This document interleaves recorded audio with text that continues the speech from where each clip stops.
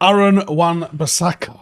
Do you know what? There's times this season where I would have said that man is done and gonna be out the door. And the way it started for him and the way it started for Dalot, I probably would have took money on it prior to the World Cup, but he's having a bit of a mini resurgence. He is improving with his play on the ball. He seems to be understanding his role a lot more. And there's always been the extremely usefulness that he's got in 1v1 situations against very direct wingers that are insistent on trying to beat their man. He's excellent in that. You would have thought Ten Hag, knowing the sort of footballer that he wants, would require a skill set that you wouldn't normally associate with Aaron Wan-Bissaka. And Ten Hag likes his fullbacks to be ball progressors, get involved in the build-up, have the ability to invert, as we saw that a hell of a lot early season. Not so much, actually, as the season's gone on, but the 1v1 defensive abilities that Wan-Bissaka has got, never been questioned, and arguably the best in the world at that one particular trait. But the frailties in the other areas of his game have always left people in the doubt whether or not he could do this at Manchester United for the remainder of his career. This season, he started to pick it up. And there is this perception that Dalot provides more of a goal threat, more of an assist threat. But when you put both of their numbers up together, 2 goals and 11 assists in 152 games for Wan-Bissaka, 3 goals and 6 assists in 101 games for Dalot, doesn't actually paint that much of a better picture. And I think they've both had moments this season where they've looked really good and both had moments where they've looked a little bit shaky. I don't think either of them represent the perfect Erik Ten Hag right back, and I think they've got value, but I don't think either of them are irreplaceable.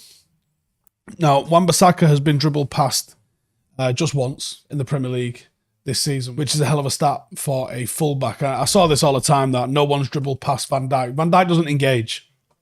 Van Dijk delays. So you're never going to go past someone who's not trying to dive in for the ball. It's different at fullback. You are looking to try and block across, stop across, and also try and put tackles in. Van Dijk doesn't tackle. It's a weird stat that people... It's like saying Aaron Wan-Bissaka's never conceded like a free kick when he's been in net. It's not something you see him do. Or has he ever missed a penalty? Probably not, right? But it's always never missed a penalty in how many years of playing. Now, he is actually in the top percentile for quite a lot of things. He's in the 99th percentile for challenges won and number of percent of dribbles tackled. He's in 92nd percentile for interceptions. He's in 88th percentile for progressive carries, which shows the development is really improving, particularly in his dribbling. He's in 86th percentile for touches in the attacking penalty area. No, I don't remember that either, but there you go. Madison was tweeting about him during the Brighton game. He was saying he's ridiculously good at 1v1 defending. Rare for a pro to recognise and comment on another opposition player's skill set like that. Probably best in the world bar none. So many wingers run out of ideas when playing directly against him. He's absolutely facts. Matoma got absolutely pocketed by Wan-Bissaka at Wembley and admitted to suffering a complete defeat against Aaron Wan-Bissaka in that FA Cup semi-final. Now, Matoma's been in absolutely sensational form under De Zerbi.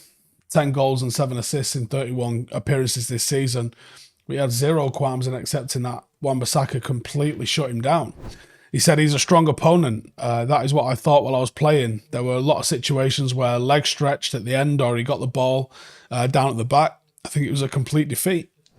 So it appears that Aaron Wan-Bissaka isn't just improving in United fans' eyes, but also opposition players are taking note and realising how difficult he is to play against.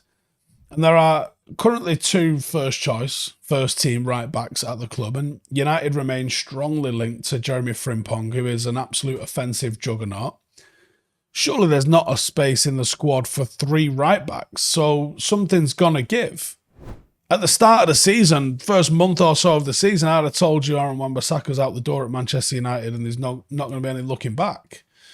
As I sit here now, towards the back end of April, approaching May after his first full season with Erik Ten Hag, I tell you, wouldn't be shocked to see Aaron Wan-Bissaka kept around.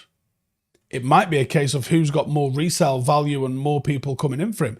The club might be open to either Wan-Bissaka or Dalot going, with the idea of keeping the other and maybe bringing in another right back.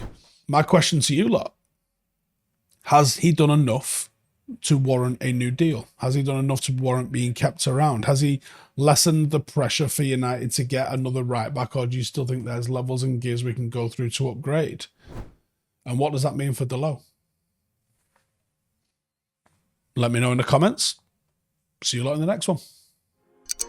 Hey, thank you for watching the video. If you are new around these parts, then don't forget to subscribe. My channel is proudly supported by my community on Patreon. If you'd like to get a little bit of extra content, a Discord group, meetups, five-a-side games, weekly podcasts, behind the scenes, and even an occasional bit of transfer news as and when I get it, then for the price of a pint, you can show your appreciation for the content that we make and get some goodies for doing so as well. Check the link in the description or click the button right here. You'll also find all of my socials here too if you want to follow me on any of those platforms. Nice one.